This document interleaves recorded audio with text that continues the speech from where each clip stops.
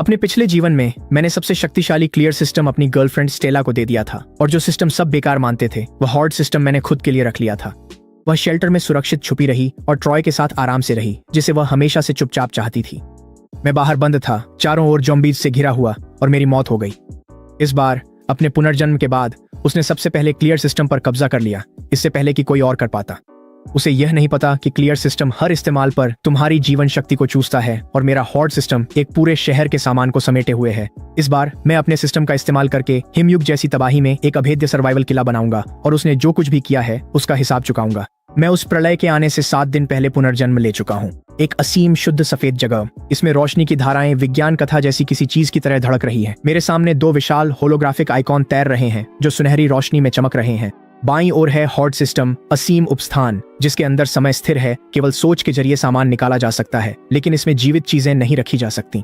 दाईं ओर है clear system, यह किसी भी देखी गई बाधा को तुरंत नष्ट कर सकता है लेकिन इसकी कीमत सहन शक्ति से चुकानी पड़ती है। मुझे यह दृश्य जुबानी याद है। यही वह पल है जब स्टेला और मैंने अपनी पिछली जिंदगी में एक साथ अपने सिस्टम्स को जागृत किया था। तब मैं उसकी चिंता करता था, वह हमेशा बहुत नाजुक थी। मैंने सोचा कि हॉर्ड सिस्टम बहुत थकाऊ है, हमेशा इधर उधर भागना और चीजें इकट्ठा करना पड़ता है, इसलिए मैंने खुद आगे बढ़कर क्लियर सिस्टम लेने की पेशकश की। हर बार इस्तेमाल करने पर मुझे तेज सिर दर्द होता था लेकिन फिर भी मैं आगे बढ़ता रहा, रास्ते साफ करता, ज़ॉम्बीज को रोकता, सिर्फ इसलिए ताकि वह आराम से शेल्टर में बैठ सके और हर इनाम पा सके। जब मैं बुरी तरह घायल था और मुझे सख्त मदद की जरूरत थी तो जिसने चाबी पकड़ी थी उसने मुझे बाहर बंद कर दिया और मरने के लिए छोड़ दिया। एक उज्जवल मीठी आवाज पुकारती है, पास ही स्टेला अपनी आंखें खोलती है। डेमियन, मैं लाल वाला ले रही हूँ, क्या तुम इसके लिए पक्की हो? डेमियन, हमेशा तुम ही मुझे बचाते आए हो, इस बार मुझे तुम्हारी रक्षा करने दो। वह स्टोरेज स्पेस तुम्हारे जैसे सतर्क इंसान के लिए ही है, बस सामान संभाल लो। मेरी रक्षा करोगी? मैं मन ही मन हंस पड़ता हूँ। पिछली बार मैं अपने युद्ध कौशल और ताकत से ही सिस्टम संभाल पाया। स्टेला तो बोतल का ढक्कन तक नहीं खोल सकती।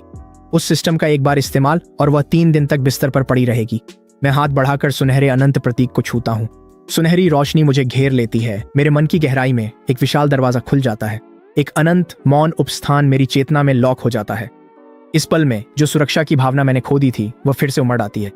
सिस्टम बाउंड, होस्ट डेमियन, क्षमता अनंत संग्रहण, शुरुआती स्तर, कम स्टेबलिंग। प्रलय तक 59 मिनट बाकी हैं। सफेद रोशनी फीकी पड़ जाती है। मैं अपने अपार्टमेंट के चमड़े के सोफे पर अचानक जाग जाता हूँ। मेरे सामने स्टेला भी जाग चुकी है। वह मुस्कुरा रही है, अपनी नई शक्ति को परखने के लिए हवा में हाथ हिला रही है। कॉफी टेबल पर रखा क्रिस्टल एस्ट्रे हवा में गायब हो जाता है। मैं धीरे से एक शब्द कहता हूँ, जाओ। स्टेला की मुस्कान जम जाती है। उसे लगता है उसने गलत सुना है। ये मेरा अपार्टमेंट है, मकान के कागजात पर मेरा नाम है। 10 मिनट में सामान समेटो और निकलो। समझते क्या हो खुद को? मुझे निकाल रहे हो? मेरी सबसे शक्तिशाली क्षमता अभी जागी है। प्रलय आने वाली है। तुम सच में इस वक्त मुझसे टकराना चाहते हो? जब वह दिन आएगा और तुम घुटनों के बल आओगे तो मुझसे कुछ भी उम्मीद मत रखना। तो तुम्हारी महान शक्ति बस तुम्हारे घिसे पिटे कपड़े गायब करना है? हाँ, क्या तुम भूल गई? तुम्हारी शक्ति सिर्फ चीजों को मिटा सकती है, ये शून्य से खाना नहीं बना सकती। हाँ, तो क्या हुआ? मेरे पास सामान जुटाने के बहुत तरीके हैं। जो भी मेरे रास्ते में आएगा उसे पछताना पड़ेगा। ऐसा है क्या? तो फिर शुभकामनाएं। मैंने उसे दरवाजा दिखा दिया। वो जा चुकी है। वो बोझ आखिरकार चला गया। वो सांप जो हमेशा मेरी पीठ में छुरा घोंपने को तैयार रहती थी, अब मैं आखिरकार बिना किसी रोक टोक के आगे बढ़ सकता हूँ। ठीक 7 दिन बचे हैं प्रलय के आने में। इस वक्त मेरे पास ये डाउनटाउन पेंट हाउस है जिसकी कीमत लगभग 8 मिलियन है। मेरे माता पिता की बचत और निवेश मिलाकर लगभग 3 मिलियन होते हैं। कुल मिलाकर 11 मिलियन। ये तो कहीं से भी काफी नहीं है। एक ऐसा किला बनाने के लिए जो -70 डिग्री तापमान सह सके, ज़ॉम्बी की भीड़ को रोक सके और मिसाइल के सीधे हमले में भी बचा रहे, साथ ही एक व्यक्ति के लिए कई जन्मों तक ऐशो आराम से जीने लायक सामान भी हो। 11 मिलियन से तो शुरुआत भी नहीं हो पाएगी। मैं पेंट हाउस को ऑनलाइन लिस्ट करता हूँ और जल्दी ही बेच देता हूँ। फिर मैं कुछ प्राइवेट लैंडर्स यानी कि सूदखोरों को फोन करता हूँ। मेरे पास अपनी आईडी और रेजिडेंसी के कागज तैयार हैं। जब तक पैसा जल्दी मिल रहा है मैं उनकी कोई भी शर्तें मानने को तैयार हूँ। कुछ ही दिनों में तो दुनिया खत्म होने वाली है। कोई वसूली करने नहीं आएगा। सिर्फ 1 दोपहर में पेंट हाउस 6 मिलियन में बिक जाता है। कंपनी के शेयर 5 मिलियन में नकद करवा लिए। हर ऑनलाइन लोन प्लेटफॉर्म और क्रेडिट कार्ड को पूरी तरह इस्तेमाल कर 2 मिलियन और जुटा लिए। कुल नकद रकम हैरान कर देने वाली 16 मिलियन। कल सूदखोरों का पैसा आएगा, कम से कम 3 मिलियन और। अपने बैंकिंग ऐप पर ये आंकड़े देखते हुए मुझे कोई उत्साह नहीं, बस जल्दी की भावना है। पैसा तो बस कागज है, जरूरी सामान ही असली जिंदगी है। मैं दरवाजे से बाहर निकलता हूँ, उस एसयूवी में बैठता हूँ जिसे मैंने अभी तक नहीं बेचा है और सीधे पश्चिमी उपनगरों के सुनसान कोल्ड चेन लॉजिस्टिक्स पार्क की ओर बढ़ जाता हूँ। ये कभी शहर की सबसे बड़ी रेफ्रिजरेटेड स्टोरेज सुविधा थी। दूर दराज इलाका, चारों ओर खुला मैदान। रक्षा करना आसान, घुसपैठ करना मुश्किल। सबसे महत्वपूर्ण बात, वहाँ एक विशाल भूमिगत कोल्ड स्टोरेज चैम्बर है। थोड़े से बदलावों के साथ ये एक बेहतरीन प्राकृतिक शरण स्थल बन सकता है। ये जगह पूरी तरह से घास फूस से भर गई है। मैं पुराने चौकीदार को मुट्ठी भर सोने के सिक्के देकर 2 हफ्ते के लिए जगह मांगता हूँ। बिना कागजी कार्रवाई, बस चाबी चाहिए। बूढ़ा आदमी लालच में मुस्कुराने लगता है।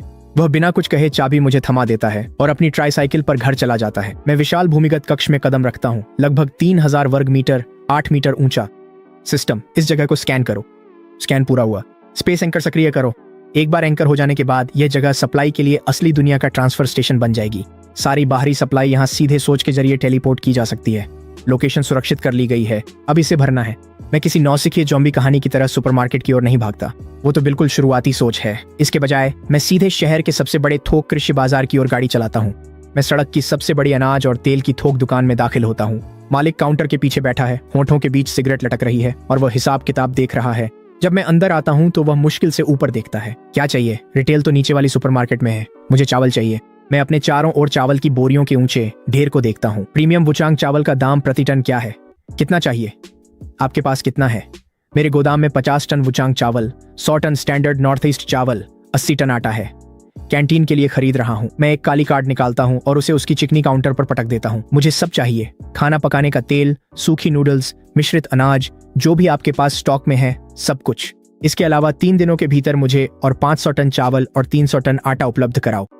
सिर्फ नई फसल चाहिए, पुराना स्टॉक नहीं चलेगा। भाई, यहाँ बात 10 मिलियन से भी ज्यादा की हो रही है। क्या तुम वाकई इसके लिए तैयार हो? एक शर्त है, सारा माल उस पते पर पहुंचा देना जो मैं दूंगा। जैसे ही माल उतरे, तुम्हारे लोग तुरंत वहां से चले जाएं। कोई सवाल नहीं पूछे जाएंगे। मालिक का चेहरा लाल पड़ जाता है। हाल ही में कारोबार बहुत मंदा चल रहा है। ऐसा सौदा तो ऊपर वाले का तोहफा है। मैं अभी अपने लोगों को लोडिंग शुरू करने के लिए कहता हूँ। अभी के अभी। अगले 3 घंटों में पूरा थोक बाजार अफरा तफरी में डूब जाता है। फल, मांस, घरेलू सामान, मैं सब कुछ खरीद लेता हूँ।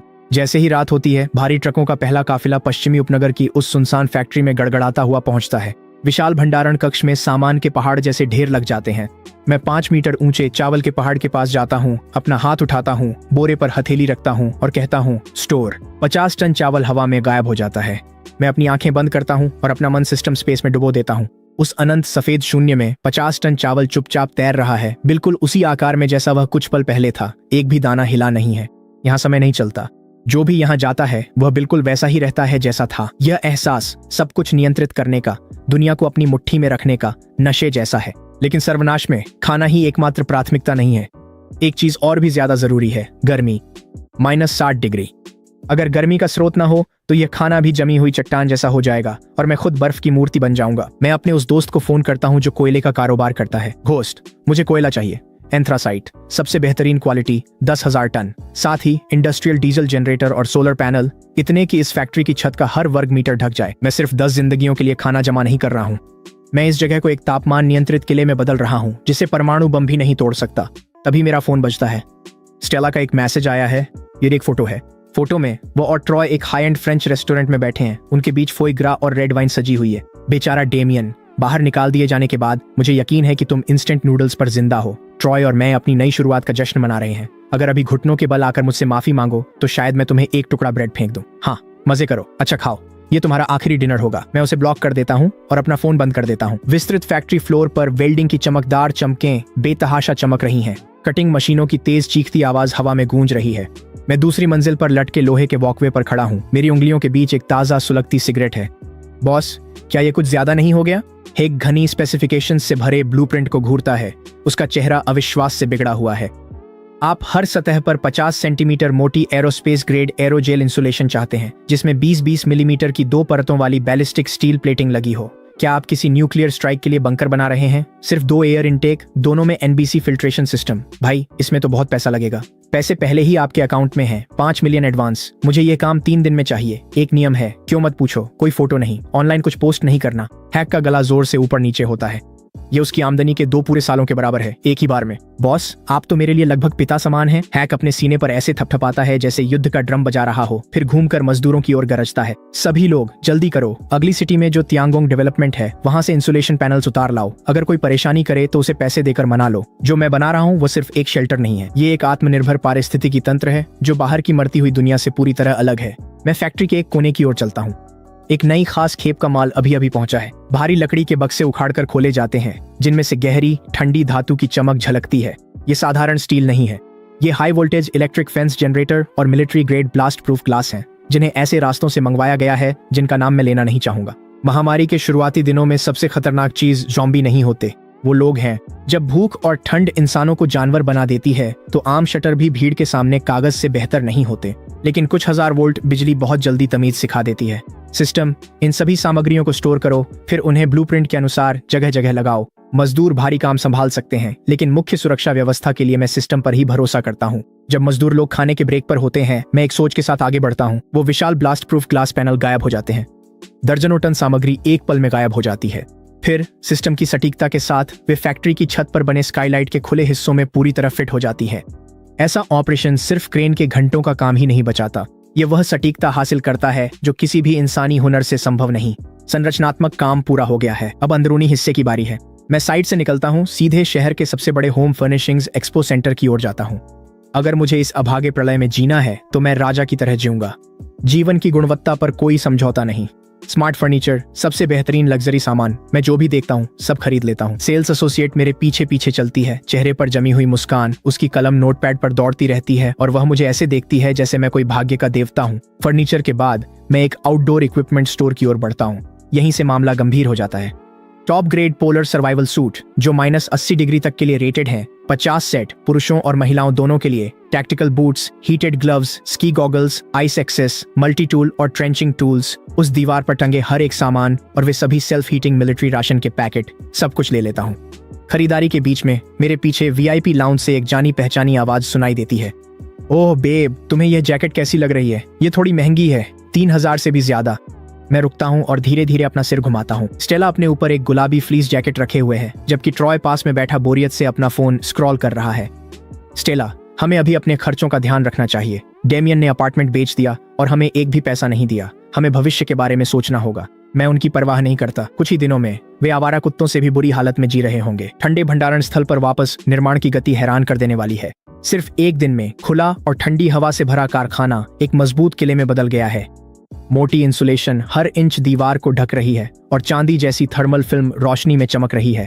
हर खिड़की को पूरी तरह से सील कर दिया गया है। सिर्फ मजबूत बुलेट प्रूफ निगरानी झिर्रियां ही बाकी हैं। प्रवेश द्वार पर 3 स्टील के धमाका रोधी दरवाजे हैं, हर एक 2 टन का है। हेक मुझे एक तरफ ले जाकर लकड़ी का डिब्बा थमाता है।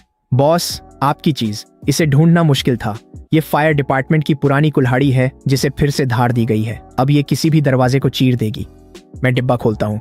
अंदर एक जेट काली टैक्टिकल कुल्हाड़ी रखी है जिसकी आकृति क्रूर और खूबसूरत दोनों है। ब्लेड ठंडी चमक के साथ रोशनी पकड़ता है। हैंडल पर पकड़ के लिए पैराकॉर्ड लिपटा हुआ है। मैं संतुष्ट होकर सिर हिलाता हूँ। जैसे ही आखिरी निर्माण ट्रक निकलता है, विशाल लोहे का दरवाजा उसके पीछे धीरे धीरे बंद हो जाता है। मैं इस स्टील के किले के बीचों बीच खड़ा हूँ जो अब पूरी तरह मेरा है और मेरे चारों ओर भरे हुए सामान के पहाड़ों का निरीक्षण करता हूँ। बाईं ओर है फूड जोन, जहाँ 1000 टन चावल, आटा और खाना पकाने का तेल रखा है जो 100 साल तक चल सकता है। दाईं ओर है ऊर्जा क्षेत्र, जहाँ डीजल के ड्रम, एंथ्रासाइट कोयले के पहाड़ और सौर बैटरी की कतारें लगी हैं। बीच में है रहने का क्षेत्र, जहाँ अनखुले लग्जरी फर्नीचर, उच्चतम श्रेणी के उपकरण, गेम डिस्क और किताबें रखी हैं। पैसे से वैध तरीकों से जो कुछ भी खरीदा जा सकता था उसकी सीमा तक पहुंच चुका हूँ, लेकिन मेरी सब स्पेस अभी भी आधी खाली है। अगर मैं इसे खरीद नहीं सकता तो मैं इसे ले लूंगा। मैं काले टैक्टिकल सूट में बदलता हूँ, नाइट विजन गॉगल्स पहनता हूँ और टैक्टिकल कुल्हाड़ी अपनी बेल्ट में लगा लेता हूँ। लक्ष्य East Harbour bonded logistics centre, जो शहर का सबसे बड़ा आयात निर्यात केंद्र है। हजारों शिपिंग कंटेनर डॉक पर इमारतों की तरह एक दूसरे के ऊपर रखे हुए हैं, जो दुनिया के हर कोने से आए प्रीमियम सामानों से भरे हैं। ऑस्ट्रेलियाई बीफ, फ्रेंच वाइन, जापानी वाग्यू, यहाँ तक कि पूरी खेप आयातित लग्जरी कारों की भी। इस वक्त मैं एक अंधे स्थान में झुका हुआ हूँ, छाया में छिपा हुआ, जैसे कोई तेंदुआ शिकार करने के लिए तैयार बैठा हो। System full range scan mode सक्रिय करो। एक अदृश्य तरंग मुझसे बाहर की ओर फैलती है। पलक झपकते ही 500 किलोमीटर के दायरे को ढक लेती है। अनगिनत रोशनी की बिंदियां मेरे दिमाग में चमक उठती हैं। हर एक शिपिंग कंटेनर है और हर एक पर उसके सामान की पूरी सूची टैग की गई है। जैसे ही मैं दवाइयों को देखता हूँ, मेरी आंखें तेज हो जाती हैं। महाविनाश के समय एंटीबायोटिक्स का एक पैकेट सोने से भी ज्यादा कीमती होता है।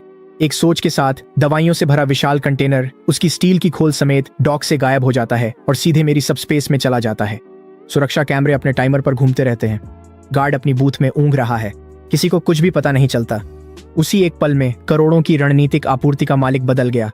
मैं एक भूत की तरह चलता हूँ, कंटेनरों की घाटी में बहता हुआ, और अपनी उंगलियों के हर झटके पर वे एक एक करके गायब हो जाते हैं।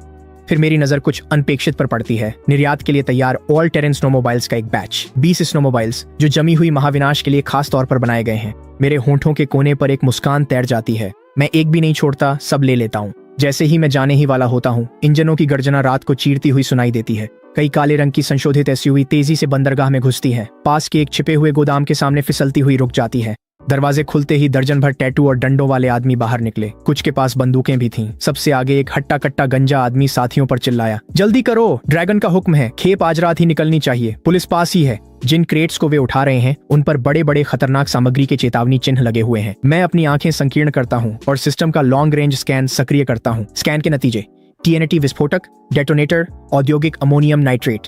ये एक तस्करी का ऑपरेशन है जिसे ब्लैक शार्क गैंग चला रही है, जो शहर की सबसे ताकतवर आपराधिक संगठन है। अपने पिछले जीवन में ब्लैक शार्क गैंग ने सर्वनाश के शुरुआती दिनों में अपनी ताकत के दम पर शहर के केंद्रीय स्टेडियम पर कब्जा कर लिया था और कुख्यात ब्लैक शार्क कैंप की स्थापना की थी। अपने पिछले जीवन में मैं मुड़कर भाग जाता, लेकिन अब ये तो मेरे दरवाजे पर खुद चलकर आया हुआ तोहफा है। चूंकि हमारी राहें टकरा गई हैं, तो अब यह मैं ले लूंगा। मैं चुपचाप सिस्टम की स्पैटियल अवेयरनेस का सहारा लेकर गोदाम के पीछे की ओर घूम जाता हूँ। यहाँ से गोदाम पूरी तरह सिस्टम की रिट्रीवल रेंज में आ जाता है। सिस्टम, उस गोदाम में मौजूद हर विस्फोटक को लॉक कर दो, सारा का सारा ले लो।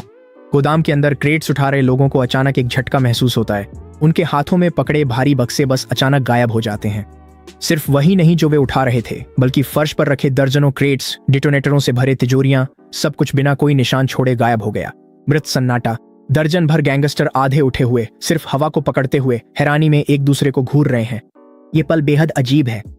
ड्रैगन, सब चला गया, सब कुछ गायब हो गया। कौन, किसने किया ये? सामने आओ।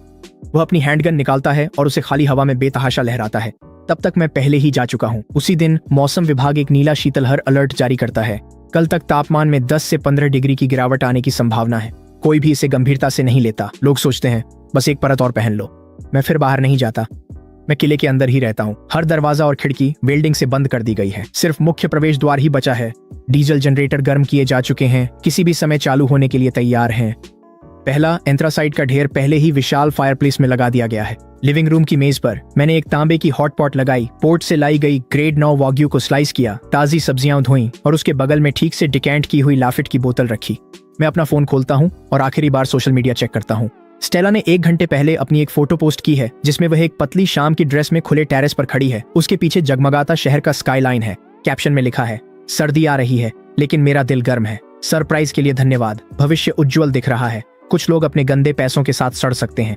मैं मुस्कुराता हूँ और एक कमेंट छोड़ता हूँ, ठंडी हवा का आनंद लो, ये आखिरी है जो तुम कभी महसूस करोगी। मैं अपना सिम कार्ड निकालता हूँ और उसे फायरप्लेस में फेंक देता हूँ।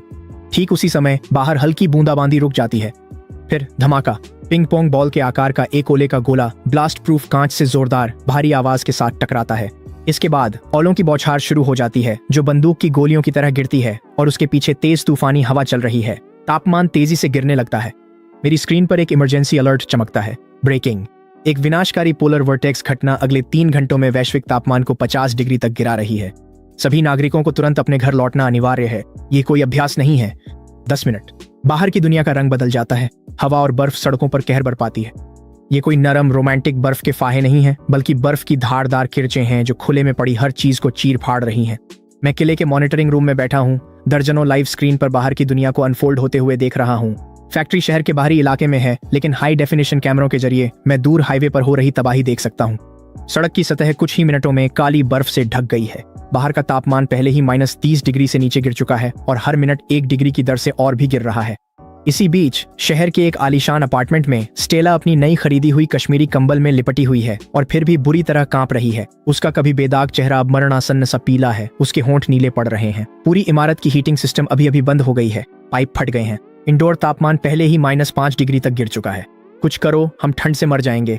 वह अपने बगल में बैठे ट्रॉय को धक्का देती है। चिल्लाओ मत, मुझे भी ठंड लग रही है। मौसम इतनी जल्दी कैसे बदल गया? हैंड वार्मर ढूंढो, जल्दी करो। वे हर दराज और बैग में तलाश करते हैं। उनके पास कुल मिलाकर 10 से भी कम हैंड वार्मर बचे हैं, जो रात भर के लिए काफी नहीं है। रुको डेमियन। ट्रॉय की आंखों में अचानक एहसास की चमक आ जाती है। डेमियन के पास पैसे हैं। वह जरूर किसी होटल में होगा या उसने हीटिंग का सामान खरीदा होगा। उसे फोन करो जल्दी। स्टेला इस उम्मीद को दोनों हाथों से पकड़ लेती है। नंबर डायल करते हुए उसकी उंगलियां कांप रही हैं।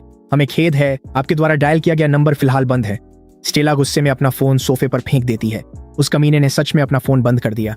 रुको, मुझे याद आया। क्या उसने पश्चिमी उपनगरों का जिक्र नहीं किया था? उसने कहा था कि उसने वहाँ एक फैक्ट्री किराए पर ली है। वह यकीनन वहीं छिपा हुआ है। चलो उसे ढूंढते हैं। इस बर्फीले तूफान में अगर हम नहीं गए तो वैसे ही मर चुके हैं। दोनों अपने पास मौजूद हर कपड़ा पहनकर सीढ़ियां उतरते हैं और कार में जा बैठते हैं। चालू करो पश्चिमी उपनगरों की ओर। उसे बर्फ में घुटनों के बल बैठाकर मुझसे माफी मंगवाऊंगी कि उसने मेरे साथ कैसा बर्ताव किया। वापस पश्चिमी उपनगरों में मैं निगरानी कैमरे की एक फीड पर नजर रख रहा हूँ। कुछ आवारा कुत्ते एक साथ सिमटकर कांप रहे हैं। फिर उनकी आंखें लाल हो जाती हैं और उनके दांत मेरी आंखों के सामने लंबे होने लगते हैं।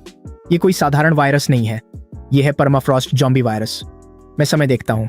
मेरे अनुमान के अनुसार स्टेला और ट्रॉय को यहाँ पहुंचने में लगभग 2 घंटे लगेंगे, ये मानते हुए कि वे रास्ते में ठंड से नहीं मरेंगे या जॉम्बियों द्वारा खा नहीं लिए जाएंगे। मुझे उम्मीद है कि वे पहुंच जाएंगे। इस शो को दर्शक मिलना चाहिए। मैं खड़ा होता हूं और नियंत्रण पैनल की ओर चलता हूं। मैं लाल बटन दबाता हूं। कॉम्बैट डिफेंस मोड स्तर 1 सक्रिय करें।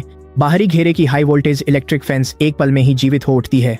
बिजली की नीली चमकें बर्फीले तूफान में शिकार की प्रतीक्षा करती एक विशाल जाल की तरह चमकती और फड़कती है। और उस जाल के पीछे मैं अपनी वाइन का गिलास स्क्रीन पर दिख रहे तूफान की ओर उठाता हूँ। एक शांत टोस्ट। बर्फीला तूफान अब एक सफेद तबाही बन चुका है। दृश्यता 5 मीटर से भी कम है। हवा ऐसे चीख रही है जैसे 10,000 स्टील की तलवारें हवा को चीरती हुई निकल रही हों। एक सफेद BMW X5 आधे मीटर बर्फ में दबी सड़क पर नशे में धुत आदमी की तरह रेंग रही है। हम अभी तक वहां पहुंचे क्यों नहीं? तुमने कहा था कि यह सिर्फ 20 किलोमीटर है। चुप रहो। स्टीयरिंग व्हील पर ट्रॉय के हाथ सुन्न हो चुके हैं। ठंड के कारण नीले बैंगनी पड़ गए हैं। नेविगेशन कह रहा है कि ये ठीक सामने है। मुझे बस सड़क दिखाई नहीं दे रही है। एक तेज दरार की आवाज। गाड़ी अचानक जोर से नीचे की ओर झटके से गिरती है। फिर इंजन पूरी तरह बंद हो जाता है। गाड़ी का निचला हिस्सा सड़क के बीच जमी हुई सख्त बर्फ की एक धार पर फंस गया है। इस तापमान में ड्राइव शाफ्ट पूरी तरह से भंगुर होकर टूट जाता है। गाड़ी अब मर चुकी है। ट्रॉय निराशा में स्टीयरिंग व्हील पर मुक्का मारता है और उसकी मुट्ठी जमी हुई चमड़े की कवर से टकराती है, जिससे उसके दांतों के बीच से दर्द की एक सिसकारी निकलती है। स्टेला चिल्लाती है, क्या तुम मुझे मरवाना चाहते हो, तुम बेकार इंसान? बाहर निकलो। वो जो सामने काली आकृति है वही फैक्ट्री होनी चाहिए। हम पैदल चलते हैं। जब फैक्ट्री की विशाल छाया आखिरकार बर्फीले तूफान के बीच उनके सामने उभरती है तो दोनों घुटनों के बल रेंगते हुए लगभग उसके दरवाजे तक पहुंचते हैं। लेकिन जो दृश्य उनका स्वागत करता है वह उन्हें स्तब्ध कर देता है। ये कोई छोड़ी हुई फैक्ट्री नहीं है, ये लोहे का किला है। डेमियन, मुझे पता है तुम अंदर हो। दरवाजा खाए लें। स्टेला ने खुद को विशाल ठोस स्टील के दरवाजे पर झोंक दिया और दोनों मुट्ठियों से उस पर प्रहार करने लगी। मैं अपने चमड़े के सोफे पर लेटा हुआ हूँ और मेरे सामने निगरानी स्क्रीनों से भरी पूरी दीवार है। 2 धुंधली लाल रंग की गर्मी की लकीरें द्वार से ऐसे चिपकी हुई हैं जैसे 2 दयनीय मक्खियां हों। मैंने लाफिटे के अपने अभी अभी परोसे गए गिलास को घुमाया। मेरे बगल में रखे छोटे तांबे के बर्तन में गहरे लाल रंग का शोरबा उबल रहा है। आंतें उबलते हुए शोरबे में ऊपर नीचे तैर रही हैं, जिससे हवा में एक मदहोश कर देने वाली मसालेदार सुगंध फैल रही है। सिस्टम बाहरी स्पीकर को सक्रिय करें। ये सक्रिय हो गया है। वहाँ कौन है? आधी रात को दरवाजे पीटना। क्या आपको नहीं पता कि इससे शांति भंग होती है? डेमियन, मैं तुम्हारी गर्लफ्रेंड हूँ। खुलना। यहाँ बहुत ठंड है, हम मरने वाले हैं। आंत के ये टुकड़े थोड़े ज्यादा पक गए हैं। मैं रुकता हूँ। माफ कीजिए, कौन बोल रहा है? बाहर स्टेला का दम घुटने लगता है। वह बाहर ठंड से कांप रही है और वह अंदर बैठकर हॉट पॉट खा रहा है, आंत के साथ। मुझे पता है कि आप मुझे सुन सकते हैं। ये स्टेला है। दरवाजा खाए लें। अंदर पहुंचने के बाद मैं सब कुछ समझा दूंगा। ये सब एक गलत फहमी थी। मैंने अपनी चॉपस्टिक नीचे रख दी और माइक उठा लिया। थप्पड़ एक गलत फहमी थी। मुझे बाहर निकालना भी एक गलत फहमी थी। या मुझे तुम्हारे दरवाजे के सामने कुत्ते की तरह मरने देना, क्या वो भी एक गलत फहमी थी?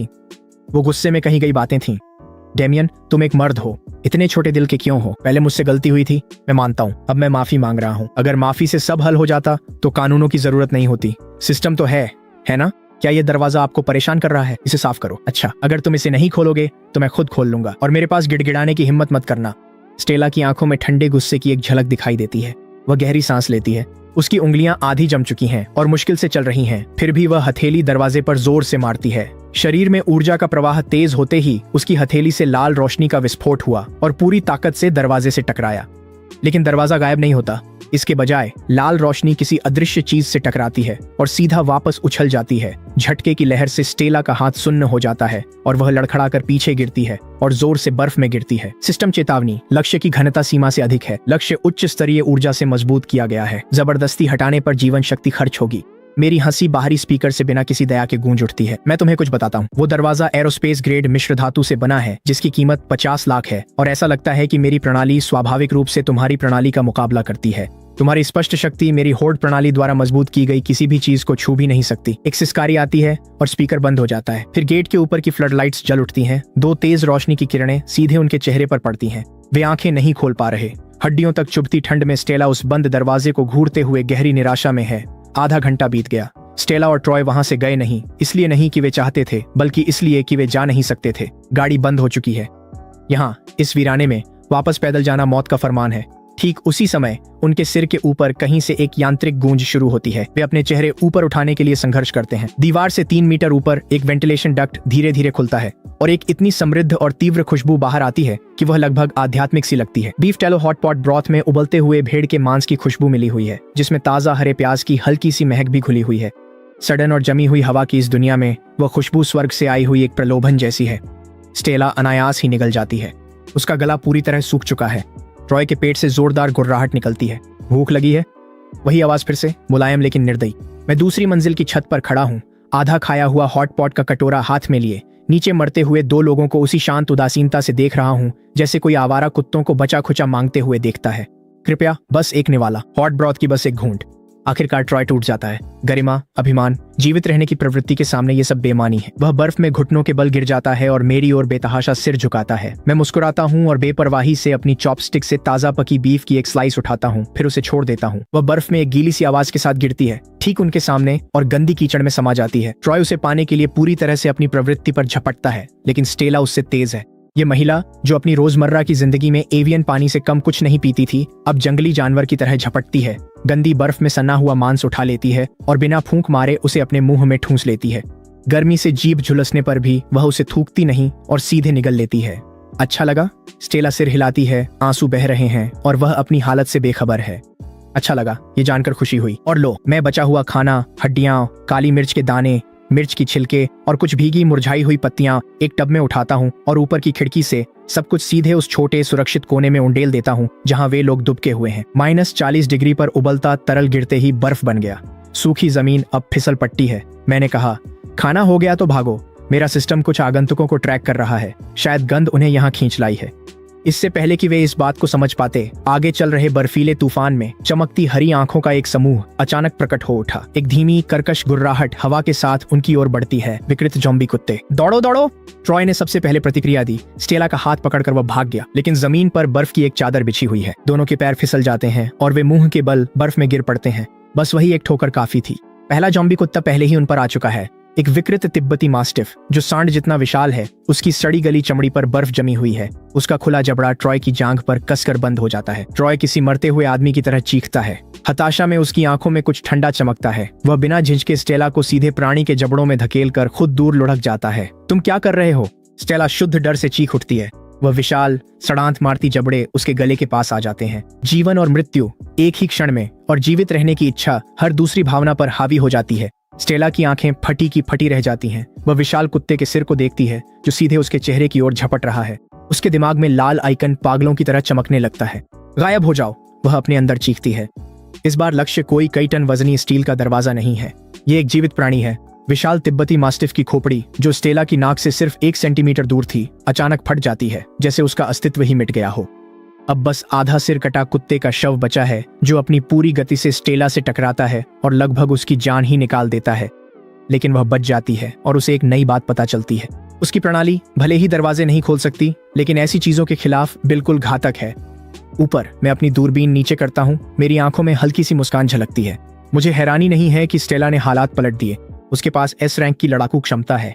अगर वो यूं ही मर जाती तो आगे का मजा ही क्या रहता। वो खुद नहीं जाएंगे तो मैं उन्हें रास्ता दिखाऊंगा। मेरी आवाज फिर गूंजी। 200 मीटर पूर्व में एक सुरक्षा बूथ है। पहले यह पुराने गार्ड का ठिकाना था। कांच टूटा हुआ है, लेकिन कम से कम छत तो है। यही तुम्हारी रात भर जिंदा रहने की एकमात्र उम्मीद है। इतना कहकर खिड़की पूरी तरह बंद हो जाती है। लाइटें बुझ जाती हैं। अंधेरे में 2 कांपती हुई आकृतियां पीछे छूट जाती हैं, जिन्हें चमकती हरी आंखों की बढ़ती हुई घेराबंदी ने घेर लिया है। चलो, सुरक्षा बूथ। स्टेला अपने ऊपर से कुत्ते की लाश को हटाती है और लड़खड़ाते हुए खड़ी हो जाती है। वह ट्रॉय की तरफ देखती तक नहीं है। वह उस धक्के को भूली नहीं है। ज़ॉम्बी कुत्तों का झुंड पास आने से ठीक पहले दोनों किसी तरह घिसटते और रेंगते हुए जर्जर सुरक्षा बूथ की ओर बढ़ते हैं। बूथ बहुत छोटा है, चारों ओर से हवा के लिए खुला हुआ। आधी खिड़की का शीशा पहले ही टूट चुका है और दरवाजा पूरी तरह बंद नहीं होता।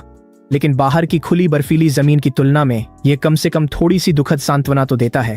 वे खिड़कियों को लकड़ी के टुकड़ों और फटे हुए अखबार से बंद करते हैं, फिर धूल भरी जमीन पर गिरकर हाँफने लगते हैं। तुम ठीक हो? ट्रॉय उसकी ओर हाथ बढ़ाता है और उसके चेहरे पर मनाने वाली मुस्कान है। पहले मैं उसे दूर करने की कोशिश कर रही थी। तुम्हें नहीं, गलत मत समझना, मुझसे दूर रहो। स्टेला उसे ठंडे सटीक अंदाज में झटक देती है। उसकी आंखें बर्फ जैसी ठंडी हैं। अभी जो हुआ उसके बाद वह मासूम नाजुक मुखौटा जो वह हमेशा पहनती थी आखिरकार टूट जाता है और उसके पीछे से जो झलकता है वह है शुद्ध स्वार्थी गणना। मत सोचो, मुझे पता नहीं तुम्हारे दिमाग में क्या है। ट्रॉय, तुम हैंडसम और समझदार थे इसलिए साथ रखा था। अभी तुम बेकार हो। इसके बाद दोबारा हाथ उठाया तो कुत्ते की तरह सिर उड़ा दूंगी। ट्रॉय एकदम सख्त हो जाता है। वह स्टेला के खून से सने चेहरे की ओर घूरता है। उसकी आंखों में जहर की एक झलक आती है जो तुरंत छुप जाती है। उसे सब पता है। अब स्टेला के पास क्लियर सिस्टम है और भले ही वह इससे खाना नहीं बना सकती, लेकिन वह उसे बिना पसीना बहाए मिटा सकती है। उसके पास अब सहने के अलावा कोई चारा नहीं है। फिर से भूख लगने लगती है। पहले का वह छोटा सा बीफ का टुकड़ा बहुत पहले ही जल चुका है। भीषण ठंड उनके शरीर से आखिरी कैलोरी तक निकाल रही है। इधर उधर देखो, कभी कोई यहाँ रहता था, शायद खाने के लिए कुछ मिल जाए। अपनी अहमियत साबित करने के लिए बेताब ट्रॉय एक बूथ के कचरे के ढेर में टटोलना शुरू करता है। ठीक जब वह हार मानने ही वाला था, बिस्तर के नीचे एक कोने में उसकी उंगलियों को कुछ सख्त सा महसूस होता है। वह उसे बाहर निकालता है। एक सॉसेज लिंक जो दरार में गिर गया था। उसकी खोल एक जगह से कुतरी हुई है और वह एक लाल पत्थर के टुकड़े की तरह जमकर सख्त हो गई है। ट्रॉय के लिए यह अनमोल है। उसकी प्रवृत्ति जाग जाती है। वह उसे अपनी जैकेट के अंदर छुपाने की कोशिश करता है। इसे मुझे दे दो, स्टेला की ठंडी आवाज पीछे से सुनाई देती है। ट्रॉय ठिठक जाता है, फिर मजबूरी में हंसते हुए मुड़ता है। देखो मुझे क्या मिला, क्यों ना हम इसे बांट लें, इसे मुझे दे दो।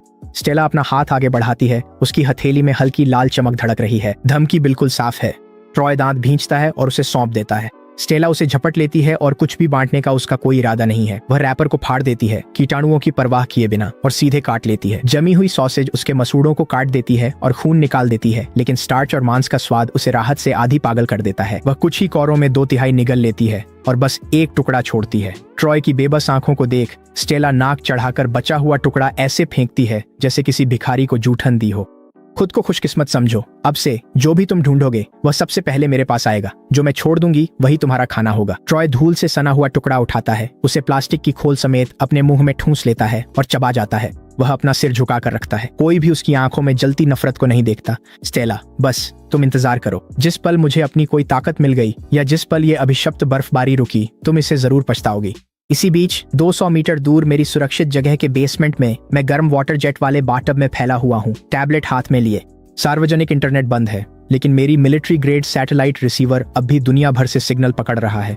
स्क्रीन पर वैश्विक सुर्खियां चल रही हैं। न्यूयॉर्क आपातकाल की स्थिति में है। मैनहट्टन बर्फ में जकड़ा हुआ है। टोक्यो में दंगे भड़क रहे हैं। सेल्फ डिफेंस फोर्सेस का संपर्क टूट गया है और चीन से एक आपातकालीन प्रसारण आ रहा है। देश ने अपनी सबसे उच्च स्तरीय आपातकालीन प्रोटोकॉल सक्रिय कर दिए हैं। सभी क्षेत्रों में आधिकारिक शरण स्थल खुले हैं। स्थानीय शरण स्थल का स्थान सिटी ईस्ट स्पोर्ट्स सेंटर। मैं उन निर्देशांकों को घूरता हूँ, एक उंगली से टब के किनारे को थपथपाते हुए। अपनी पिछली जिंदगी में वह जगह शुरुआती दिनों में सबसे बड़ा आधिकारिक किला थी, लेकिन ठीक इसी वजह से वहाँ इतनी भीड़ जमा हो गई कि सामान बहुत जल्दी खत्म हो गया। और जब प्रबंधन में अफरा तफरी मच गई तो 1 महीने के अंदर ही ग्रेनरी दंगा भड़क उठा, जिसमें दसियों हजार लोग मारे गए। और तभी स्टेला अपनी बाधाएं हटाने की क्षमता का उपयोग करते हुए आधिकारिक इंजीनियरिंग दल के लिए केवल एक औजार बनकर रह गई, जिसे हर दिन बर्फ में दबी सड़कों को साफ करने के बदले आधा स्टीम्ड बन दिया जाता था। ऐसा लगता है कि इतिहास नहीं बदला है। मैं खबर बंद करता हूं और सिस्टम इंटरफेस खोलता हूं। कुल भंडार 32,000 टन। सिस्टम स्तर LV1। अनुभव 10%। अपग्रेड की आवश्यकता 10 स्तर एक ज़ॉम्बी क्रिस्टल कोर इकट्ठा करें। मैं टब से बाहर आता हूं। पिछली जिंदगी में लोगों को तीसरे महीने तक नहीं पता था कि ज़ॉम्बी क्रिस्टल कोर से शक्तियां बढ़ाई जा सकती हैं। मुझे ये पता है। अभी ज्यादातर ज़ॉम्बी में कोर नहीं है, पर म्यूटेंट जानवरों जैसे उन कुत्तों में इनके होने की पूरी संभावना है। वो मूर्ख स्टेला जो सिर्फ जिंदा रहने के लिए कुत्ते को मारने पर ही ध्यान केंद्रित थी, उसने सबसे कीमती इनाम बर्फ में ही छोड़ दिया। वो मेरे अनुभव अंक हैं, इन्हें बेकार नहीं जाने दे सकता। मैं खुद को सुखाता हूँ, हल्का नैनोथर्मल कॉम्बैट सूट पहनता हूँ, अपनी टैक्टिकल कुल्हाड़ी उठाता हूँ और टहलने का फैसला करता हूँ। इस बर्फीले तूफान की पहली रात है। समय है अपनी पहली कमाई इकट्ठा करने का और शायद यह भी देखने का कि सुरक्षा बूथ में वे दोनों गार्ड कुत्ते अब तक ठंड से मर चुके हैं या नहीं। सुबह के 3 बजे हैं। बर्फीला तूफान थोड़ा धीमा पड़ गया है, लेकिन तापमान बेरहमी से -50 डिग्री सेल्सियस पर जमे हुए हैं। यह मृत क्षेत्र की सीमा है। इस तापमान पर स्टील भी कांच की तरह भंगुर हो जाता है, एक हल्की सी चोट से ही टूट जाता है। लेकिन पश्चिमी बाहरी इलाके के वीराने में एक काली आकृति चल रही है। ये वही खास उपकरण है जिसे हासिल करने के लिए मैंने भारी रकम चुकाई थी। एक पतली ग्राफीन कपड़े की परत जिसमें माइक्रो हीटिंग फिलामेंट्स बुने हुए हैं, जो मेरी कमर पर लगे न्यूक्लियर पावर सेल से संचालित होते हैं। मेरी त्वचा को हर समय आरामदायक 25 डिग्री सेल्सियस पर बनाए रखते हैं। हेलमेट में इंफ्रारेड थर्मल इमेजिंग और नाइट विजन है। रेस्पिरेटर हवा में मौजूद किसी भी परमाफ्रॉस्ट ज़ॉम्बी वायरस को छान देता है। मेरा मैट ब्लैक टैक्टिकल कुल्हाड़ी एक हाथ में लटक रही है। हर कदम बर्फ में तेज चरमराहट के साथ धंसता है। 50 मीटर आगे वह ज़ॉम्बी कुत्तों का झुंड जिसने पहले स्टेला पर हमला किया था अभी भी बिखरा नहीं है। वे सुरक्षा बूथ के चारों ओर घूम रहे हैं। उनके पंजे कभी कभी धातु की दीवारों को खरोंचते हैं, जिससे हवा में दांत किटकिटाने वाली चीख गूंजती है। कुल मिलाकर वे 7 हैं। थर्मल इमेजिंग डिस्प्ले के जरिए मैं शांतिपूर्वक हर लक्ष्य को चिन्हित करता हूँ। ये ज़ॉम्बी कुत्ते बेहद हिंसक हैं, लेकिन अभी वे सबसे ज्यादा शांत हैं। बेहद ठंड ने उन्हें मारा तो नहीं, लेकिन उनकी जोड़ें जाम कर दी हैं। वे सामान्य से कम 30% धीमे चल रहे हैं। यही वह पल है, मैं बर्फ के टीले के पीछे से बिजली की तरह काले रंग की लकीर बनकर निकल पड़ता हूँ। पहला ज़ॉम्बी कुत्ता अभी भी बूथ पर गुर्रा रहा है। उसे तो पता भी नहीं चलता कि क्या आने वाला है। मेरी कुल्हाड़ी सबसे पहले पहुंचती है। स्तर 1 का ज़ॉम्बी कुत्ता मारा गया। अनुभव अंक 5। उस आवाज से बाकी 6 कुत्ते तुरंत सतर्क हो जाते हैं। मुख्य कुत्ता, जो कि सबसे बड़ा उत्परिवर्तित तिब्बती मास्टिफ है, अपना सिर घुमा लेता है। उसकी डरावनी हरी चमकती आंखें मुझ पर टिक जाती हैं। वह अपने पिछले पैरों से जोर लगाता है। उसका विशाल शरीर टैंक की तरह मेरी ओर दौड़ता है। जैसे ही मास्टिफ मेरे करीब आधा मीटर की दूरी पर पहुंचता है, उसका जबड़ा पूरी तरह खुला होता है। वह मेरी गर्दन पर झपटता है। ले ले इसे। मेरा बायां हाथ झटके से खुलता है। उसका निशाना उसके पैरों के नीचे की जमीन पर है। उसी पल मास्टिफ के नीचे की 2 मीटर चौड़ी मोटी बर्फ की परत और उसके नीचे की जमी हुई जमीन अचानक गायब हो जाती है। यह एक जाल तकनीक है जिसे मैंने बार बार प्रयोग करके विकसित किया है। जहां एक पल पहले ठोस जमीन थी, वहां एक 3 मीटर गहरा गड्ढा पल भर में खुल जाता है। दौड़ता हुआ मास्टिफ अपने पैरों के नीचे कुछ नहीं पाता और अपनी ही गति से सीधा गड्ढे में गिर जाता है। नीचे इतनी जोर से टकराता है कि हड्डियां टूटने की आवाज ऊपर तक गूंजती है। एक पल की भी देर किए बिना मैं उसके पीछे गड्ढे में कूदता हूँ। मेरी टैक्टिकल कुल्हाड़ी हवा में एक साफ अर्धचंद्राकार घेरा बनाती है। एक गुर्राते हुए कुत्ते का सिर लुढ़कता हुआ दूर चला जाता है। एलिट ज़ॉम्बी कुत्ते को मार दिया। अनुभव अंक 20 बढ़े। आइटम गिरा। Level 1 power crystal core time John. संतुष्टि की एक लहर दौड़ गई। बाकी छोटे दुश्मनों से निपटने का समय नहीं है। मैं झुक जाता हूँ। घिन को दबाते हुए दस्ताने पहने उंगलियां टूटे हुए खोपड़ी में खोदती हैं, कुछ तलाशती हैं। कुछ ही पलों में मैं एक क्रिस्टल निकालता हूँ जो नाखून से बड़ा नहीं है और हल्की लाल चमक बिखेर रहा है। ये सर्वनाश का सबसे कठिन मुद्रा है, एक क्रिस्टल कोर जो ज़ॉम्बी की शक्ति का स्रोत और मानव विकास की कुंजी है। अपनी पिछली जिंदगी में एक लेवल 1 क्रिस्टल कोर के बदले 1 टन चावल मिलता था। गड्ढे के ऊपर बाकी 5 ज़ॉम्बी कुत्ते जोर जोर से भौंक रहे हैं, लेकिन गड्ढे की गहराई उन्हें मेरे पीछे आने से रोक रही है। मैं ऊपर देखता हूँ और मेरे चेहरे पर एक ठंडी मुस्कान फैल जाती है। जल्दी मत करो, एक एक करके तुम सब मेरे अनुभव अंक हो। एक विचार आते ही मैं सबस्पेस से एक संशोधित नेल गन निकालता हूँ। उच्च दबाव गैस सिलेंडर से जुड़ी हुई अगले 5 मिनट एक तरफा कत्लेआम बन जाते हैं। मैं गड्ढे से बाहर चढ़ता हूँ और हर लाश की जांच करता हूँ। अच्छी कमाई हुई। कुल मिलाकर 3 क्रिस्टल कोर मिले। मैं अपनी नजर पास के सुरक्षा बूथ की ओर घुमाता हूँ। सन्नाटा। मैं आगे बढ़कर टूटा दरवाजा लात से खोलता हूँ। फर्श पर पैरों के निशान बिखरे हैं जो हाईवे की तरफ जाते हैं। दीवार पर नाखून से खरोंच कर लिखी गई एक टेढ़ी मेढ़ी पंक्ति, डेमियन बस तुम इंतजार करो। मैं तिरस्कार भरी हंसी छोड़ता हूँ। इस प्रलय में जिंदा रहना अक्सर मरने से ज्यादा दर्दनाक होता है, खासकर 2 ऐसे लोगों के लिए जिनका अहंकार पहाड़ जैसा है और जिंदगी कागज जितनी नाजुक। मैं मुड़ता हूँ और चला जाता हूँ। मेरा सिलहूट तूफान में समा जाता है। मेरी अगली मंजिल शहर के केंद्र में फर्स्ट पीपल्स हॉस्पिटल है। वहाँ सिर्फ ज़ॉम्बी ही नहीं है, वहाँ मुझे एक और चीज की सख्त जरूरत है, एंटीवायरल सीरम। जब स्टेला 2 सॉसेज लिंक के लिए अपनी गरिमा बेच रही है, मैं अपने ऑल टेरेन स्नोमोबाइल पर शहर के खंडहरों में पूरी रफ्तार से दौड़ रहा हूँ। वो सड़कें जो कभी जीवन से गुलजार थीं, अब बर्फ और बर्फीले तूफान के मीटरों नीचे दबी हुई हैं। मैं स्ट्रीट लाइट्स की ऊंचाई के बराबर चल रहा हूँ। बर्फ के नीचे अनगिनत वाहन और लाशें बंद हैं, मानो एक विशाल एम्बर संग्रहालय। अस्पताल की इमारत अंधेरे में चुपचाप खड़ी है। इसकी ज्यादातर खिड़कियां टूटी हुई हैं। प्रवेश द्वार के सामने का चौक जमी हुई ज़ॉम्बियों से दीवार तक भरा हुआ है। अधिकांश लोग अपनी अंतिम घड़ी की मुद्राओं में जमे हुए हैं। कोई पंजीकरण के लिए कतार में, तो कोई भागते हुए ठंड और हताशा दोनों से एक साथ जम गए। लेकिन मुझे पता है कि वे मरे नहीं हैं। जैसे ही वे किसी जीवित शरीर की गर्मी महसूस करेंगे, वे तुरंत जाग उठेंगे। सिस्टम साइलेंट फील्ड सक्रिय करो। मैं अपने शरीर के चारों ओर 1 मीटर की ध्वनि रोकने वाली परत बनाने में थोड़ी सी ऊर्जा खर्च करता हूँ और छिपकली की तरह आगे बढ़ता हूँ। मैं ग्रैपलिंग हुक का इस्तेमाल करके पूरी तरह से पहली मंजिल की लॉबी को पार कर जाता हूँ और सीधे तीसरी मंजिल की खिड़की तक चढ़ जाता हूँ। तीसरी मंजिल फार्मेसी। मैं खिड़की से अंदर फिसल गया। यहाँ ज़ॉम्बी बहुत कम है, बस कुछ ही म्यूटेटेड आकृतियां और नर्स की वर्दी में बिना उद्देश्य के भटक रही हैं। टैक्टिकल कुल्हाड़ी निकाल ली। मैं बिना कोई आवाज किए आगे बढ़ता हूँ। 2 साफ वार। काम हो गया। मैं फार्मेसी की शेल्फ्स के पास जाता हूँ। सब ले लो। मेरा हाथ पूरे शेल्फ पर फिरता है। दवा की कतार दर कतार एक पल में गायब हो जाती है। एंटीबायोटिक्स, एंटी इन्फ्लेमेटरी दवाएं, pain killers, insulin, blood pressure की दवाएं, क्या है इससे फर्क नहीं पड़ता। पहले समेटो फिर छांटो। तभी नीचे से गोलियों की बौछार सुनाई देती है जो सन्नाटे में बिजली जैसी कड़कती है। मैं खिड़की की ओर बढ़ता हूँ। दो संशोधित बख्तरबंद वाहन अस्पताल के गेट तोड़ते हुए प्लाजा में घुस आते हैं। 7 या 8 भारी हथियारों से लैस गुंडे हाथों में AK-47 और शॉटगन लिए बाहर निकलते हैं और चारों ओर गिरते जॉम्बीज पर अंधाधुंध गोलियां बरसाने लगते हैं। चलो मुख्य दरवाजे को धमाके से खोल दो। बॉस कहता है कि हमें सिर्फ ब्लड बैंक का प्लाज्मा और फार्मेसी की दवाएं चाहिए, बाकी सब कुछ छोड़ दो। निशानदार नेता गरजता है। बंदूक की चमक में मैं उनके वाहनों पर बना प्रतीक देख पाता हूँ, एक काला शार्क, ब्लैक शार्क गैंग। तो इन्होंने समझ लिया कि दवाइयां कितनी कीमती हैं और रात के अंधेरे में लूटने आ गए। मैं जल्दी से जाने की कोशिश नहीं करता, इसके बजाय मैं खिड़की के पास एक आरामदायक जगह ढूंढता हूँ और ब्लाइंड्स के पीछे से नीचे का तमाशा देखता हूँ। ब्लैक शार्क गैंग के पास जबरदस्त हथियार हैं और ठंड के कारण जॉम्बी धीमे हो गए हैं, इसलिए वे जल्दी से रास्ता साफ करते हैं और सीधे लॉबी के लिफ्ट की ओर बढ़ जाते हैं। लेकिन उन्होंने एक घातक गलती कर दी है। शोर ने न सिर्फ प्लाजा के जॉम्बियों को बल्कि आसपास के सभी ब्लॉकों में जो कुछ भी है और अस्पताल के बेसमेंट में जो भी छुपा है सबको जगा दिया है। जैसे ही ब्लैक शार्क गैंग लॉबी में घुसती है, फर्श फट पड़ता है। 3 मीटर से भी ऊंचा एक विशाल जॉम्बी जिसकी मांसपेशियां उसके पूरे शरीर पर लिपटी हुई हैं और जिसकी त्वचा लोहे की राख जैसी रंग की है, अंडरग्राउंड पार्किंग लेवल से ऊपर की ओर तोड़ते हुए आ जाता है। साधारण जॉम्बियों की सूखी सिकुड़ी काया के विपरीत यह जॉम्बी कच्ची ताकत से फूला हुआ है, एक जीता जागता दानव, level 2 mutant, tyrant strength type. मेरी आंखें थोड़ी सिकुड़ जाती हैं। लेवल 2 म्यूटेंट, इतनी जल्दी? अस्पताल जैसी मौत वाली जगह राक्षसों को जल्दी पैदा करती है। ये क्या है? ब्लैक शार्क गैंग डर से जम गई। फिर एक साथ कई AK बंदूकें चल पड़ती हैं। गोलियां टायरेंट को लगती हैं, लेकिन मुश्किल से कुछ खून की बूंदें ही निकलती हैं। वे उसकी मांसपेशियों को भेद ही नहीं पाती। टायरेंट एक दहाड़ मारता है, पास के अस्पताल के बेड को पकड़ता है और उसे फ्रिस्बी की तरह फेंक देता है। 2 ब्लैक शार्क गुंडे तुरंत ही छपटे हो जाते हैं। पूरा दृश्य अफरा तफरी में बदल जाता है।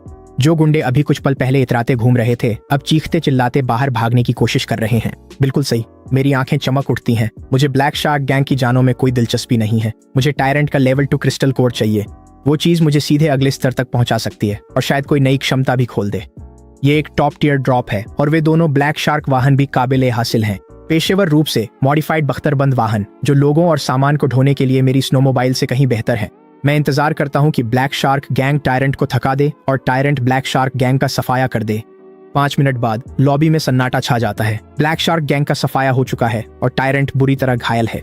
मैं तीसरी मंजिल से कूदता हूं और हवा में ही सबस्पेस से TNT विस्फोटकों का एक बंडल निकालता हूं जिसकी फ्यूज पहले से जल रही है। लो, ये रहा एक तोहफा। मैं हवा में अपना कोण बदलता हूं और विस्फोटकों का बंडल सीधा टायरेंट के खुले हुए मुंह में फेंक देता हूं। टायरेंट की प्रवृत्ति जाग जाती है। वो उसे खाना समझकर काट लेता है। मैं जमीन पर गिरते ही लुढ़कता हूँ ताकि झटका कम हो जाए और एक विशाल सहारा स्तंभ के पीछे कूद जाता हूँ। विस्फोट से पूरी इमारत हिल जाती है। जब धूल छंटती है तो एक विशाल सिर रहित शरीर जमीन पर पड़ा होता है। मैं वहां जाता हूँ और मलबे में तलाश करता हूँ और आखिरकार जली हुई नरम ऊतक के ढेर में दबा हुआ पाता हूँ। मुझे अखरोट जैसा एक क्रिस्टल कोर मिला जो गहरे नीले रंग में चमकता है। क्रिस्टल कोर मिला, लेवल 2 पावर क्रिस्टल। एक बार उच्च शुद्धता ऊर्जा स्रोत मिला। अभी अवशोषित करें और अपग्रेड करें। हाँ, क्रिस्टल कोर घुलकर एक गर्म लहर में बदल जाता है जो मेरी हथेली से पूरे शरीर में फैल जाती है। मैं महसूस करता हूँ कि मेरे शरीर की हर हड्डी चटक रही है, हर रेशे में शक्ति दौड़ रही है। मेरी संवेदनशीलता दोगुनी हो गई। सिस्टम अपग्रेड पूरा। स्तर 2, नई क्षमता unlock, space blade. Space blade मानसिक ऊर्जा से 1 मीटर लंबी स्थानिक दरार बनाता है जो सभी भौतिक रक्षा भेद कर काट सकता है। मैं अपनी हथेली को घूरता हूँ। एक विचार के साथ ही मेरी उंगली के सिरे पर स्याही जैसी काली बेहद पतली रेखा प्रकट हो जाती है। मैं उसे पास में खड़े भारी बख्तरबंद वाहन की मोटी प्लेट पर हल्के से चलाता हूँ जैसे टोफू काट रहा हूँ और कठोर स्टील एकदम चिकनी रेखा में 2 हिस्सों में बट जाता है। अत्यंत शक्तिशाली। मैं इस क्षमता को वापस खींच लेता हूँ, संतुष्ट। मैं 2 बख्तरबंद वाहनों की ओर मुड़ता हूँ जिनके इंजन अभी भी चालू हैं और सब कुछ ले लेता हूँ। वाहन, सामान, सब कुछ। इस अस्पताल दौरे में मुझे दवाइयाँ मिली, एक स्तर बढ़ा और उसके ऊपर एक अप्रत्याशित लाभ भी मिला। महामारी ऐसे ही चलनी चाहिए थी। मैं स्नोमोबाइल पर सवार होता हूँ, इंजन की गर्जना के साथ अंधेरे में निकल पड़ता हूँ। महामारी का 15वां दिन, सिटी ई स्पोर्ट्स सेंटर। अंदर की हवा बहुत पहले ही रुक चुकी है, जिसमें सड़न की दमघोंटू बदबू, कचरे की खट्टी दुर्गंध और निराशा की बासी सड़न घुली हुई है। एक स्टेडियम जिसमें कभी 50,000 लोग समाते थे, अब उसमें 30,000 से भी कम लोग शरण लिए हुए हैं। जो कुछ व्यवस्था बची थी वह भी अब ढह चुकी है। जब कल रात आखिरकार जनरेटर बंद हो गया तो उसके साथ सभ्यता की आखिरी झलक भी चली गई। अब कोई खाना नहीं बचा है। गोदाम खोलो। अधिकारी खुद के लिए सामान जमा कर रहे हैं जबकि हम छाल चबा रहे हैं। दंगा अचानक भड़क उठता है। हजारों भूख से पागल बचे हुए लोग सुरक्षा पंक्ति को तोड़कर कमांड जोन की ओर ऐसे बढ़ते हैं जैसे कोई ज्वार उठ रहा हो। गोलियों की आवाज, चीखें और मांस फाड़ने की आवाजें सब एक में घुल जाती हैं। स्टेला स्टैंड्स के एक कोने में दुबकी हुई है। उसके हाथ में लंबा कुंद ब्लेड वाला बर्फ हटाने का फावड़ा है। पिछला हफ्ता किसी जीवित नरक से कम नहीं रहा। उसके कभी सुंदर रहे हाथ अब शीतदंश, घावों और खून के फफोलों से ढके हुए हैं। क्लियर सिस्टम उसकी एकमात्र जीवन रेखा बन गई है, लेकिन इसी ने उसे बोझा ढोने वाला जानवर भी बना दिया है। ट्रॉय दौड़ता हुआ आता है। उसका चेहरा खून से सना हुआ है। अफरा तफरी में उसने एक फायर एक्स झपट ली। उसकी आंखों में फंसे हुए भेड़िए जैसी जलन है। खबर है कि जॉम्बी की लहर ने बाहरी घेरा तोड़ दिया है। ये जगह अब मौत का जाल बनने वाली है। हम दौड़ते हैं। कहाँ दौड़े? स्टेला बर्फीले तूफान की ओर खालीपन और निराशा के साथ देखती है। बाहर तापमान -60 है। बाहर कदम रखना मौत की सजा है। पश्चिम जिला। हम डेमियन को ढूंढते हैं। मैंने सब सोच लिया है। सिर्फ हम दोनों का जाना काम नहीं करेगा, लेकिन अगर हम हजारों लोगों को साथ ले जाएं तो कोई भी किला एक सेना और हजारों हताश लोगों को नहीं रोक सकता।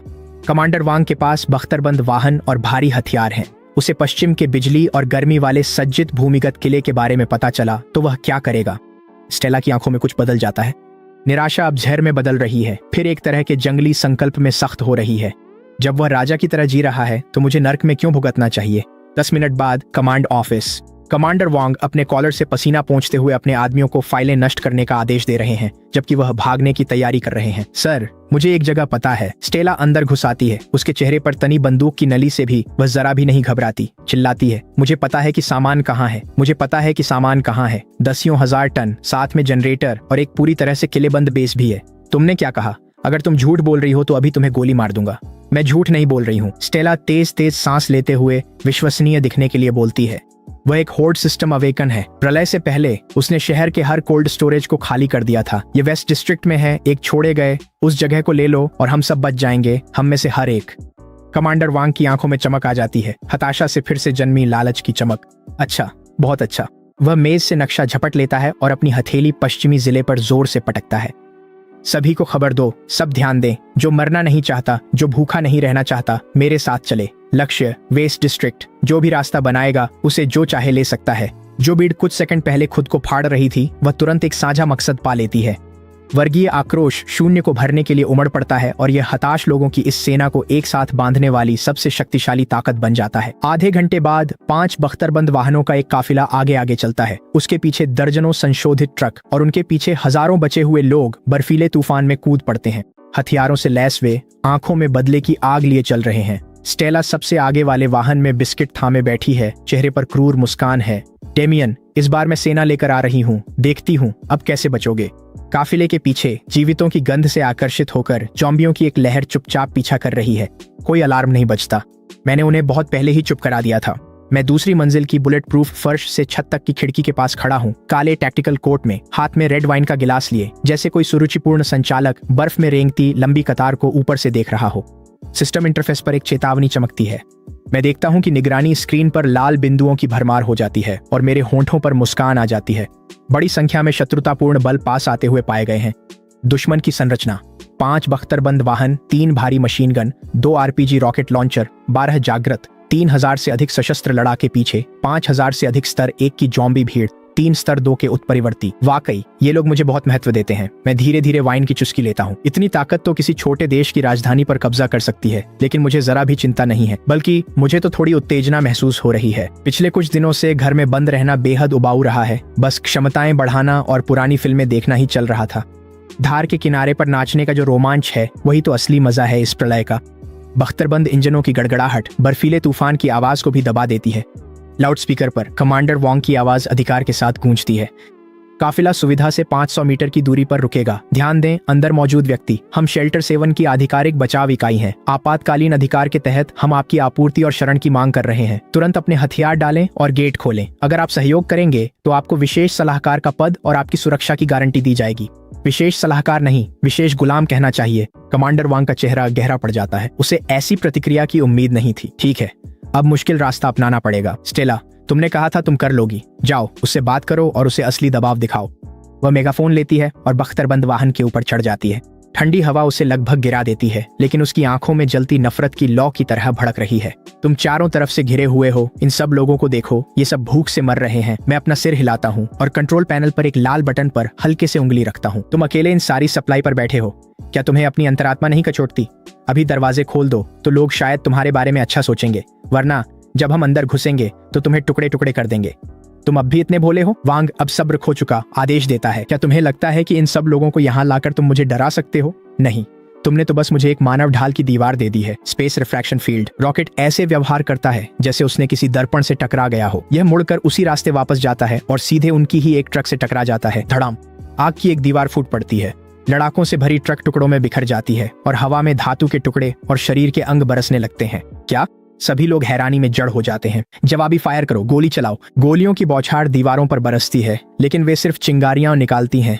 पेंट तक मुश्किल से उखड़ता है। मैं अपनी उंगलियां चटकाता हूं, अब मेरी बारी है, और बटन दबाता हूं। Defence system online. माइनफील्ड सक्रिय। शीशे से आगे बढ़ रहे लड़ाकों के नीचे की बर्फ धंस जाती है, लेकिन ये साधारण गड्ढे नहीं है, बल्कि सैकड़ों दिशात्मक उच्च विस्फोटक एंटी पर्सनल माइंस का एक क्षेत्र है। श्रृंखलाबद्ध विस्फोट पटाखों की तरह हवा में गूंजते हैं और बर्फ एक पल में लाल हो जाती है। सैकड़ों लोग तो चीख भी नहीं पाते और गायब हो जाते हैं। भीड़ डर के मारे पीछे की ओर भागती है, लेकिन पीछे वाले अब भी आगे धकेल रहे हैं। तुरंत अफरा तफरी मच जाती है और फिर इससे भी बुरा कुछ होता है। पीछे के बर्फीले मैदान से एक कान फाड़ू गर्जना उठती है। विस्फोटों और खून की गंध से आकर्षित हुए 5000 ज़ॉम्बी आखिरकार अपने दांत नुचाते हैं। अब वे बिना दिशा के भटक नहीं रहे। खून की गंध से पागल होकर वे पागल कुत्तों की तरह भीड़ के पीछे टकरा जाते हैं। मदद करो ज़ॉम्बी, हमारे पीछे ज़ॉम्बी है। सामने बारूदी सुरंगें और एक अजय किला है। पीछे अंतहीन ज़ॉम्बियों की लहर है। यह तथाकथित अभियान दल अब सैंडविच के बीच का मांस बन गया है। स्टेला, अपनी शक्ति का इस्तेमाल करो, अभी सुरंग क्षेत्र साफ करो। कमांडर वांग घबराकर अपनी बंदूक स्टेला के सिर पर तान देता है। स्टेला बुरी तरह कांप रही है। वह अपनी सारी ताकत क्लियर सिस्टम में झोंक देती है, आगे बढ़ती है। कुछ सुरंगें गायब हो जाती हैं, लेकिन सुरंग क्षेत्र बहुत विशाल है और उसकी मानसिक ऊर्जा समुद्र में एक बूंद के समान है। 1 मिनट से भी कम समय में उसकी नाक से खून बहने लगता है और वह वाहन की छत पर गिर जाती है। बेकार। कमांडर वांग उसे गाड़ी से नीचे गिराकर वापस कूदता है और बख्तरबंद गाड़ी मोड़कर भागने लगता है, पर मैं उसे नहीं छोड़ूंगा। तुम इतनी दूर आए हो, कुछ तो छोड़ जाओ। मैं छत पर खड़ा हूँ, दायां हाथ उठाए मुट्ठी बंद करता हूँ उस घूमती हुई बख्तरबंद गाड़ी की ओर। स्पेस ब्लेड काटो। एक काली दरार जो नंगी आंखों से दिखाई देती है हवा को चीरती हुई निकलती है। कोई आवाज नहीं आती। 10 टन से अधिक वजनी बख्तरबंद गाड़ी बीच से एकदम साफ सुथरी कट जाती है। कटाव इतना चिकना है जैसे आईना हो। अंदर के हर पुर्जे को खुला देखा जा सकता है। हर लड़ाका और हर ज़ॉम्बी जैसे एकदम थम जाते हैं उस एक वार की जबरदस्त ताकत से स्तब्ध। युद्ध पूरे 3 घंटे तक चलता है। कुछ गिने चुने लोग ही अफरा तफरी में गहरी बर्फ में भाग पाते हैं। बाकी 3000 से अधिक की सेना लगभग पूरी तरह खत्म हो जाती है। बर्फबारी रुक जाती है। आसमान के किनारे एक फीका धुंधला चांद टंगा है जो अपनी रोशनी इस धरती के नर्क पर बिखेर रहा है। दरवाजों के सामने अब सिर्फ 2 जिंदा लोग बचे हैं, स्टेला और ट्रॉय। वे किस्मत वाले थे। शुरुआत में वाहन से बाहर फेंके जाने का मतलब था कि वे पहली विस्फोटक लहर से बच गए और बख्तरबंद गाड़ी के मलबे के नीचे छिपकर मरे होने का नाटक करने से वे अब तक जिंदा रह पाए। लेकिन अब उनके पास कहीं जाने की जगह नहीं है, क्योंकि मैं ठीक उनके सामने खड़ा हूँ। दरवाजा धीरे धीरे खुलता है। मैं लड़ाई के कपड़ों में नहीं हूँ, बस एक पतली काली शर्ट पहने, हाथ में टैक्टिकल कुल्हाड़ी, फौजी जूते जमीन पर टिके हुए एक एक कर ठहर ठहर कर उनकी ओर बढ़ रहा हूँ। मेरे हर कदम की आहट उनके दिलों पर बोझ की तरह पड़ती है। स्टेला घुटनों के बल है, उसका चेहरा खून से सना हुआ है, हाथ नीले बैंगनी पड़ चुके हैं। वह रेंगते हुए मेरी ओर आती है। मुझसे गलती हुई, मुझे मजबूर किया गया था। कमांडर वांग ने ही दबाव डाला था। तुम जानते हो मैं डरपोक हूँ। सही है, उसने हम दोनों को मजबूर किया था।